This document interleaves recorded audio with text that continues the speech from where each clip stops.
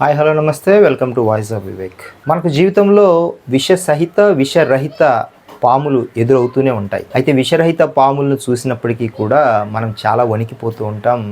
కొందరు భయంతో చంపేస్తూ ఉంటారు. ఇక విషపూరితమైన పాములు కనిపిస్తే మన ఒళ్ళంతా జలదరిస్తుంది. ఆ పాము అక్కడి నుంచి పంపించేసే వరకు మనకు కాళ్ళు చేతులు ఆడవు. ఇది మనందరికీ అనుభవపూర్వకంగా తెలిసిందే. పాముల్లోకెల్లా అత్యంత విషపూరితమైన కింగ్ కోబ్రా గురించి మనందరికీ తెలిసిందే. దాదాపు 20 నుంచి 24 అడుగుల పొడవు పెరిగే ఈ పాము, దాన్ని చూస్తేనే కిలోమీటర్ పరిగెత్తిపోతాం.